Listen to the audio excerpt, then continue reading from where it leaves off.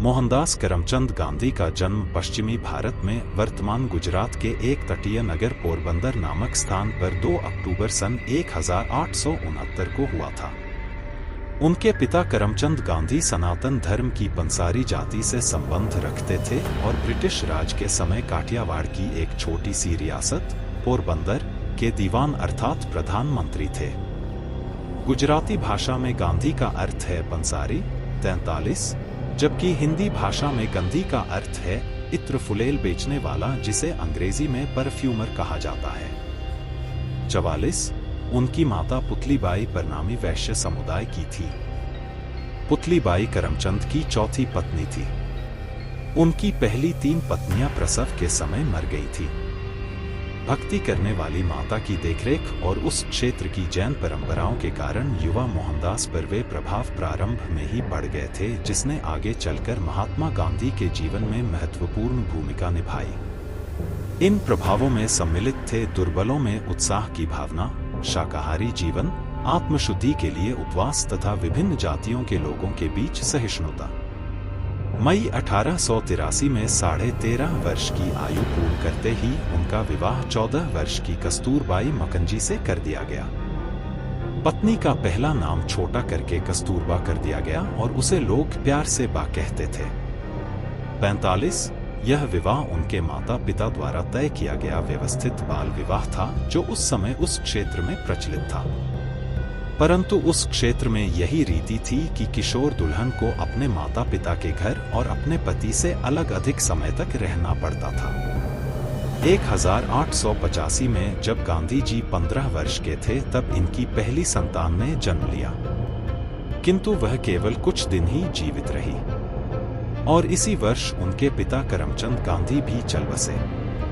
मोहनदास और कस्तूरबा के 4 संतान हुई, जो सभी पुत्र थे।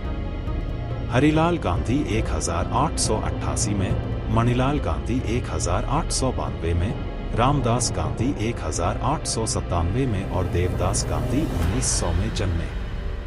पोरबंदर से उन्होंने मिडिल और राजकोट से हाई स्कूल किया। दोनों परीक्षाओं में शैक्षणिक स्तर वह एक साधारण छात्र रहे। मैट्रिक के बाद की परीक्षा उन्होंने भावनगर के श्यामलदास कॉलेज से कुछ समस्या के साथ उत्तीर्ण की। जब तक वे वहां रहे अप्रसन्न ही रहे, क्योंकि उनका परिवार उन्हें बैरिस्टर बनाना चाहता था।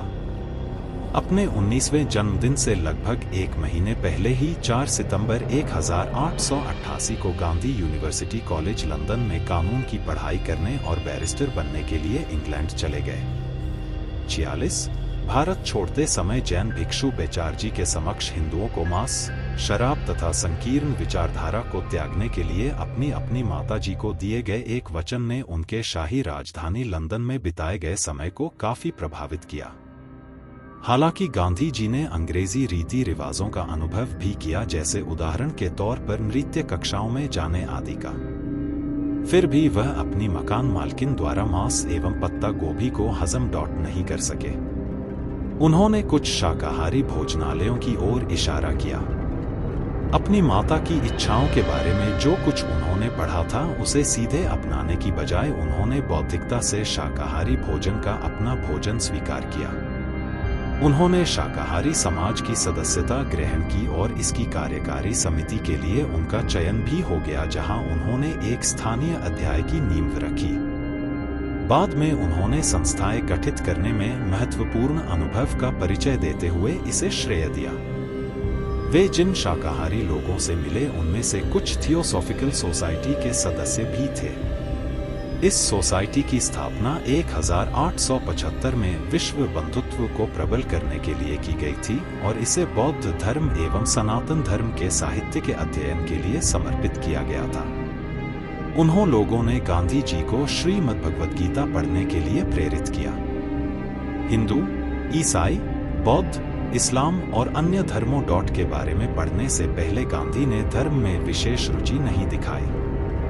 इंग्लैंड और वेल्स बार एसोसिएशन में वापस बुलावे पर वे भारत लौट आए, किंतु बंबई में वकालत करने में उन्हें कोई खास सफलता नहीं मिली। बाद में एक हाई स्कूल शिक्षक के रूप में अंशकालिक नौकरी का प्रार्थना पत्र अस्वीकार कर दिए जाने पर उन्होंने जरूरतमंदों के लिए मुकदमे की अर्जियां लिखने के लिए राजकोट को ही अपना स्थायी मुकाम बना लिया। परंतु एक अंग्रेज अधिकारी की मूर्खता के कारण उन्हें यह कारोबार भी छोड़ना पड़ा। अपनी आत्मकथा में उन्होंने इस घटना का वर्णन अपने बड़े भाई की ओर से परोपकार की असफल कोशिश के रूप में किया है। यही वह कारण था जिस वजह से उन्होंने सन 1893 में एक भारतीय फर्म से नेटाल दक्षिण अफ्रीका में, जो उन दिनों ब्रिटिश साम्राज्य का भाग होता था, 1 वर्ष के करार पर वकालत का कारोबार स्वीकार कर लिया। मोहनदास करमचंद गांधी, जन्म 2 अक्टूबर 1869, निधन 30 जनवरी 1948, जिन्हें महात्मा गांधी के नाम से भी जाना जाता है, 39, भारत एवं भारतीय स्वतंत्रता आंदोलन के एक प्रमुख राजनैतिक एवं आध्यात्मिक नेता थे। वे सत्याग्रह, व्यापक सविनय अवज्ञा के माध्यम से अत्याचार के प्रतिकार करने के समर्थक अग्रणी नेता थे। उनकी इस अवधारणा की नींव संपूर्ण अहिंसा के सिद्धांत पर रखी गई थी, जिसने भारत सहित पूरे विश्व में जनता के नागरिक अधिकारों एवं स्वतंत्रता के प्रति आंदोलन के लिए प्रेरित किया। उन्हें संसार में साधारण जनता महात्मा गांधी के नाम से जानती है। संस्कृत भाषा में महात्मा अथवा महान आत्मा एक सम्मान सूचक शब्द है। गांधी को महात्मा के नाम से सबसे पहले 1915 में राजवैद्य जीवराम कालिदास ने संबोधित किया था। एक अन्य मत के अनुसार स्वामी श्रद्धानंद ने 1915 में महात्मा की उपाधि दी थी। तीसरा मत यह है कि रविंद्रनाथ ठाकुर ने 12 अप्रैल 1919 को अपने एक लेख में उन्हें महात्मा कहकर संबोधित किया था। उन्हें बापू, गुजराती भाषा में बापू अर्थात पिता, के नाम से भी स्मरण किया जाता है। एक मत के अनुसार गांधी जी को बापू संबोधित करने वाले प्रथम व्यक्ति उनके साबरमती आश्रम के शिष्य थे सुभाष चंद्र बोस ने 6 जुलाई 1944 को रंगून रेडियो से गांधी जी के नाम जारी प्रसारण में उन्हें राष्ट्रपिता कहकर संबोधित करते हुए आजाद हिंद फौज के सैनिकों के लिए उनका आशीर्वाद और शुभकामनाएं मांगी थी। प्रति वर्ष 2 अक्टूबर को उनका जन्मदिन भारत में गांधी जयंती के रूप में और पूरे विश्व में अंतर्राष्ट्रीय अहिंसा दिवस के रूप में मनाया जाता है। सबसे पहले गांधी जी ने प्रवासी वकील के रूप में दक्षिण अफ्रीका में भारतीय समुदाय के लोगों के नागरिक अधिकारों के लिए संघर्ष हेतु सत्याग्रह करना आरंभ किया। 1915 में उनकी भारत वापसी हुई। उसके बाद उन्होंने यहाँ के किसानों, श्रमिकों और नगरीय श्रमिकों को अत्यधिक भूमि कर और भेदभाव के विरुद्ध आवाज उठाने के लिए एकजुट किया। 1921 में भारतीय राष्ट्रीय कांग्रेस की बागडोर संभालने के बाद उन्होंने देश भर में दरिद्रता से मुक्ति दिलाने, महिलाओं के अधिकारों का विस्तार, धार्मिक एवं जातीय एकता का निर्माण व आत्मनिर्भरता के लिए अस्पृश्यता के विरोध में अनेकों कार्यक्रम चलाए। इन सब में विदेशी राज से मुक्ति दिलाने वाला स्वराज की प्राप्ति वाला कार्यक्रम ही प्रमुख था। गांधी जी ने ब्रिटिश सरकार द्वारा भारतीयों पर लगाए गए लवण कर के विरोध में 1930 में नमक सत्याग्रह और इसके बाद 1942 में अंग्रेजों भारत छोड़ो आंदोलन से विशेष विख्याति प्राप्त की। दक्षिण अफ्रीका और भारत में विभिन्न अवसरों पर कई वर्षों तक उन्हें कारागृह में भी रहना पड़ा। गांधी जी ने सभी परिस्थितियों में अहिंसा और सत्य का पालन किया और सभी को इनका पालन करने के लिए वकालत भी की। उन्होंने साबरमती आश्रम में अपना जीवन बिताया और परंपरागत भारतीय पोशाक धोती व सूत से बनी शाल पहनी, जिसे वे स्वयं चरखे पर सूत काटकर हाथ से बनाते थे। उन्होंने सादा शाकाहारी भोजन खाया और आत्मशुद्धि के लिए लंबे लंबे उपवास रखे। 12 फरवरी वर्ष 1948 में महात्मा गांधी के अस्थि कलश जिन 12 तटों पर विसर्जित किए गए थे, त्रिमोहिनी संगम भी उनमें से एक है। दक्षिण अफ्रीका 1893 से 1914 में नागरिक अधिकारों के गांधी को भारतीयों पर भेदभाव का सामना करना पड़ा। आरंभ में उन्हें प्रथम श्रेणी कोच की वैध टिकट होने के बाद तीसरी श्रेणी के डिब्बे में जाने से इनकार करने के लिए ट्रेन से बाहर फेंक दिया गया था। इतना ही नहीं, पायदान पर शेष यात्रा करते हुए एक यूरोपियन यात्री के अंदर आने पर चालक की मार भी झेलनी पड़ी। उन्होंने अपनी इस यात्रा में अन्य भी कई कठिनाइयों का सामना किया। अफ्रीका में कई होटलों को उनके लिए वर्जित कर दिया गया। इसी तरह ही बहुत सी घटनाओं में से एक यह भी थी जिसमें अदालत के न्यायाधीश ने उन्हें अपनी पगड़ी उतारने का आदेश दिया था, जिसे उन्होंने नहीं माना। ये सारी घटनाएं गांधी के जीवन में एक मोड़ बन गईं और विद्यमान सामाजिक अन्याय के प्रति जागरूकता का कारण बनी तथा सामाजिक सक्रियता की व्याख्या करने में मददगार सिद्ध हुई। दक्षिण अफ्रीका में भारतीयों पर हो रहे अन्याय को देखते हुए गांधी ने अंग्रेजी साम्राज्य के अंतर्गत अपने देशवासियों के सम्मान तथा देश में स्वयं अपनी स्थिति के लिए प्रश्न उठाए।